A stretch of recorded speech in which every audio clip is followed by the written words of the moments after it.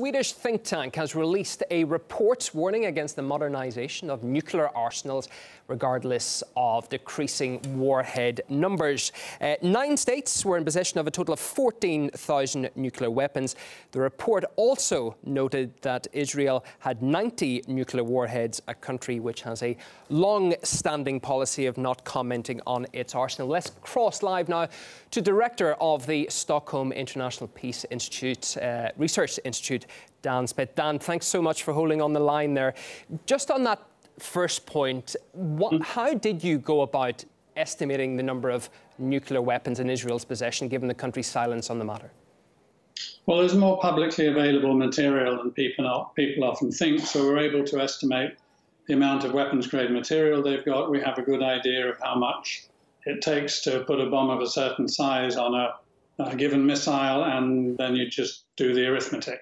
There are obviously assumptions in there, but we are very transparent about them. You can find out about them on our website. And, you know, Israel has had nuclear weapons now since some point in the 1960s, so over 50 years, and has never commented publicly about the number. But I think that our estimate is in the same ballpark as estimates that others have made.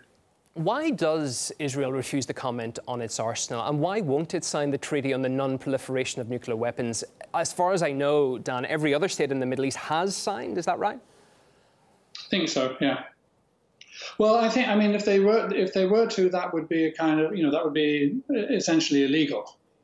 So presumably they don't want to get caught in that trap. There are plenty of people in governments who know for a fact that Israel has got nuclear weapons, even if one is not absolutely sure about the exact number.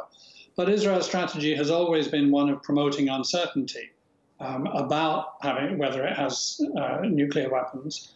And for one reason or another, it regards that uncertainty as being important to its security and perhaps to its reputation. But there is really no doubt that it has nuclear weapons. So, to be honest, I don't perfectly understand the logic of their position. Just one more on this particular point. Given Israel's policy of silence over its nuclear program, as you were saying, they may not want to admit it because that would be illegal. Is the West treatment of Iran, which has been transparent about its activities for the most part, unfair? Well, I think you should nuance the question a bit. Is the treatment by the European Union and by the European Union member states who've signed the Iran nuclear deal, is that unfair? No. Is the US treatment of Iran unfair? I think it is, because Iran signed an agreement which our assessment says is technically sound, and which the International Atomic Energy Agency has said firmly that up until now, Iran has been fully implementing that agreement. And that means there's no basis in terms of the treaty itself. There's no legal or technical basis for the US to be withdrawing from that agreement. This was due to political objections to Iran itself and to its policies and its actions. So yeah, I think it is. I think it's unfair, but I think it's also regrettable in another way, because you should stick by agreements. So an action like that makes agreements less viable, less easy to reach, less reliable perhaps in future. And I think it's also added clearly to the instability in the region. So it's also a dangerous decision.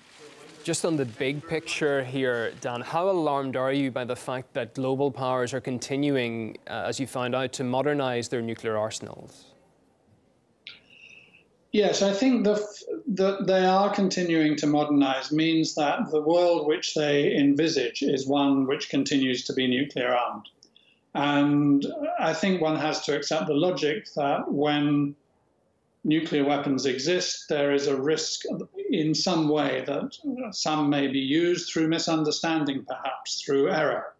We have come frighteningly close in past years during the nuclear era to having a nuclear conflagration completely by accident. So it would be safer to continue to get the numbers down and head towards a nuclear-free world. All the nuclear weapon states are at the moment indicating that through their actions, that that's not the direction in which they want to move. I think more worrying, if I can just add, is that not only are they modernizing their nuclear weapon arsenals, but that also there are strong indications that both the US and Russia are interested in and attracted by strategic nuclear doctrines that emphasize the possibility of using nuclear weapons to advantage. In other words, fighting a nuclear war to win it.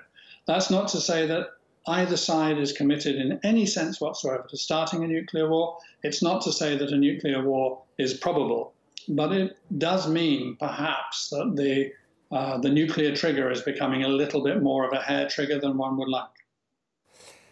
How alarmed are you? In fact, your report, Dan, do you believe that when it goes out that actually it's impactful, I should say, that it does, these countries who have nuclear weapons will actually take on board some of the aspects of what you're speaking about? Because as you're explaining, going through the main parts of this, it's a worrying situation if they continue to escalate and go up. I think that within the nuclear establishments of the different countries, even the ones with the lesser nuclear powers, they're pretty hardened about this kind of argument and are not really very likely to be paying much attention to it.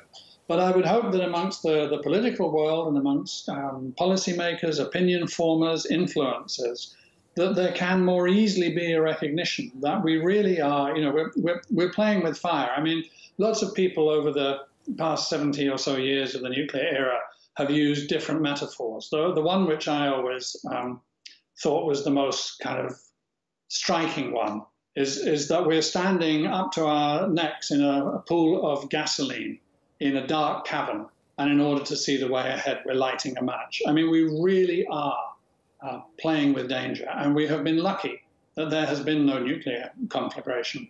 For a long time, it seemed as if the world was, the international community, the main states, politically committed to driving down the numbers of nuclear weapons. And now what we see is what looks like a pause in that and the possible beginning of the numbers would be increasing again in a few years' time. That's worrying. Is there a light at the end of the tunnel, though? The decrease in the number of warheads must be a good thing, though. Is that trend going to continue? Do you expect it to? Well, I think there's two good things. I mean, although there are 9 nuclear weapon states, that's only 4 new ones, well, 3 new ones, in fact, since the late 1960s. So the pace of nuclear weapons proliferation has been much slower than it could have been. There are far more governments and states in the world that could make nuclear weapons than have got them, and that's very important. And then the second good news, as you said, is that compared to a Cold War peak, and maybe in the mid-1980s, there were about 65 to 70,000 nuclear warheads worldwide. There's now under 14,000. That's still a dangerously high number, but it's much less high than it was.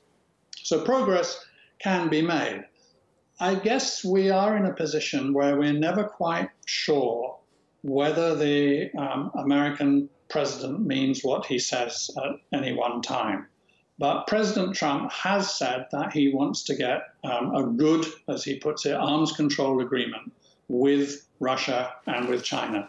And if that's a possibility and if that gets on the table, then, it would then be up to Presidents Putin and Xi to be responding constructively and seeing if indeed there can be further steps towards at least a less nuclear-armed world than we have today.